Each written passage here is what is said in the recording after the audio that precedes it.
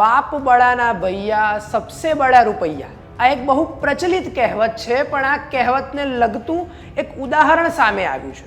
જેમાં દ્વારિકાના એક યુવક જે ઓખા પોર્ટ પર કોસ્ટગાર્ડની બોટમાં વેલ્ડિંગનું કામ કરતો હતો અને તે થોડા પૈસાની લાલચમાં પાકિસ્તાની સંસ્થા ISI સાથે મળીને ભારતની કોસ્ટગાર્ડની બોટોની અગત્યની માહિતી પાકિસ્તાન મોકલતો હતો. આ સંપૂર્ણ ઘટના વિશે વાત કરવી છે આ વિડીયો.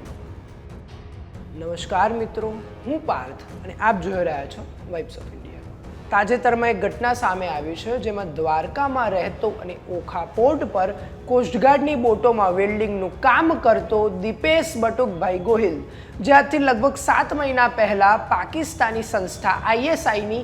એજન્ટ સાહિમા નામની યુવતી સાથે ફેસબુક પર સંપર્કમાં આવ્યો હતો અને ત્યારથી જ પાકિસ્તાનની યુવતી સાહિમા માટે કામ કરતો હતો. આ ઘટના પર વિશેષ જણાવતા ગુજરાત ATSના SP કે સિદ્ધાર્થ શું બોલ્યા, ચાલો સાંભળીએ. के बाद थोड़ा बातचीत करने के बाद उनको पता चला कि वो सहीमा जो लेडी है वो पाकिस्तानी नेवी में काम करती है और उन्होंने सामने से बोला कि ओका जेटी में जहाँ पर ये वेल्डिंग का काम करता है वहाँ जो कोस्ट गार्ड की शिप्स स्टेशन होती है, यहाँ पर मूवमेंट होती है, उसका नाम बताया दिया जाए उनके, और उनको यूटिलिटी होगा, उनके जो भी वॉर लाइक सिचुएशन में यूज़ होगा. उस हिसाब से उनको ये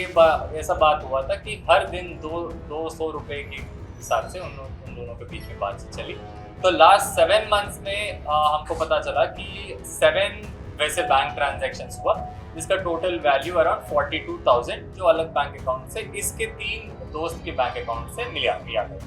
तो इसके हिसाब से हमको जो बात में मिला उसके हिसाब से हमने उनको एक पूछपरछ के लिए बुलाया था और उनके फ़ोन को टेक्निकल एनालिसिस के माध्यम से हमको पता चला कि वो जो फ़ोन में जिनके साथ ये बात कर रहा था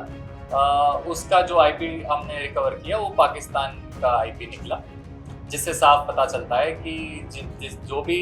सहीमा नाम से धारण करके बात कर रही है वो पाकिस्तान की तरफ से बात कर रही है, और जो हमारे इंडियन कोस्ट गार्ड की शिप्स का सेंसिटिव इन्फॉर्मेशन इनसे लिया जा रहा है. और इनको भी प्रायर इन्फॉर्मेशन था कि ऐसा जो इन्फॉर्मेशन देना बिल्कुल इंडियन सीक्रेट इन्फॉर्मेशन है, वो जो देना नहीं चाहिए.